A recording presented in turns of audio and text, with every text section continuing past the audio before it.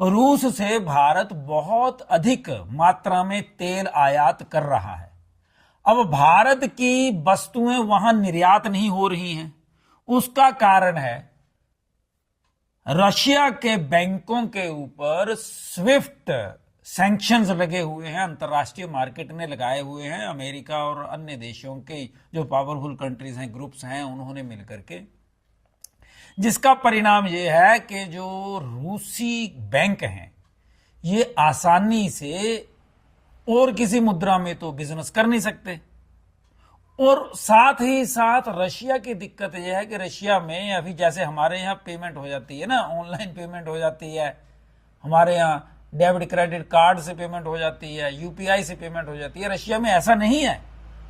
आप और सारी दुनिया मानती होगी कि देखो जी कितनी एडवांस कंट्रीज हैं, लेकिन बैंकिंग सेक्टर में और ये जो टेक्नोलॉजी हमारे यहाँ यूपीआई पेमेंट का ये सारा सिस्टम वहां पे तामझाम है नहीं। तो रशिया के बैंक सिर्फ अपनी करेंसी में बिजनेस कर रहे हैं। भारत के बैंक उनकी करेंसी में बिजनेस करना नहीं चाहते हैं, क्योंकि उसका हमें कोई फायदा नहीं हो पाएगा। उसका कारण यह है कि उनकी करेंसी को पूरे विश्व में माना ही नहीं जा रहा, आजकल लिया भी नहीं जाता। तो लेकिन भारत को व्यापार तो करना है। अगर हमारा घाटा बढ़ता चला जाएगा, यानी कि हम लोग वहां से सामान आयात तो करते रहेंगे लेकिन निर्यात नहीं करेंगे, तो रुपए की जो कीमत है जो और गिरती चली जाएगी। इसके ऊपर जब एस जयशंकर ने बात करी है, हमारे विदेश मंत्री ने, तो रशिया ने एक सॉल्यूशन दिया। रशिया ने बोला कि हम लोग आपके यहां से वर्कफोर्स लेके जाएंगे अपने वहां, यानी रशिया में। अब रशिया की दिक्कत एक और भी है ना, सैंक्शंस और युद्ध लगे हुए हैं रशिया में। यूक्रेन के साथ युद्ध है, पूरी दुनिया उसके खिलाफ है। दूसरी तरफ रशिया में स्थानीय लोग बच्चे पैदा नहीं कर रहे हैं, वहां पे जनसंख्या कम होती चली जा रही है, वर्कफोर्स वहां नहीं है। ऐसा ही इजराइल में था। इजराइल ने भारत के साथ समझौता किया, भारत से वो वर्कफोर्स लेकर के जाना चाह रहा है इजराइल, और चला गया, काफी लोग जा रहे हैं वहां पे।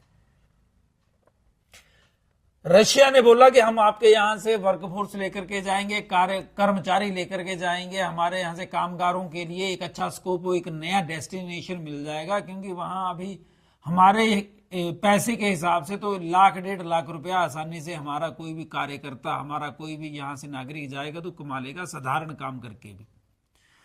तो लेकिन वहां की लैंग्वेज बैरियर बन जाती है। तो लैंग्वेज का बैरियर ना हो, इसके लिए भी रशिया ने सुझाव दिया। रशिया ने क्या कहा है कि हमारे वहां से रशियन ट्रेनर्स आएंगे जो भारत के लोगों को रशियन भाषा सिखाएंगे, वहां का जो कल्चर है वो सिखाएंगे।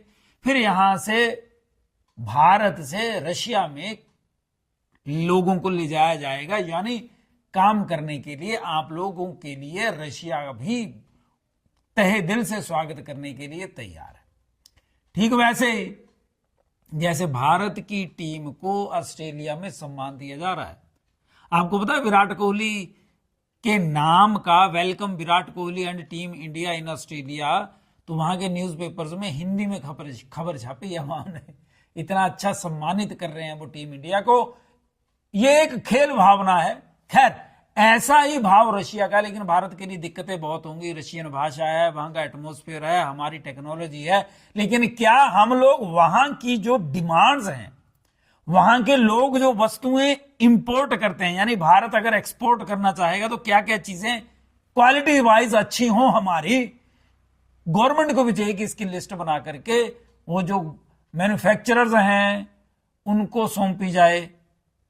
और अलग अलग स्टेट्स जो हैं इनके मुख्यमंत्रियों को, सरकारों को दी जाए कि भैया वहां पे रशिया के लिए हम लोग ये चीजें एक्सपोर्ट कर सकते हैं, क्वालिटी स्टैंडर्ड्स ये हैं, आप में से जो तैयारी करके ऐसे प्रोडक्ट्स की प्रिपरेशन में मैन्युफैक्चरिंग करके भेजना चाहे, बेचना चाहे, आप लोग ऐसा कर सकते हैं।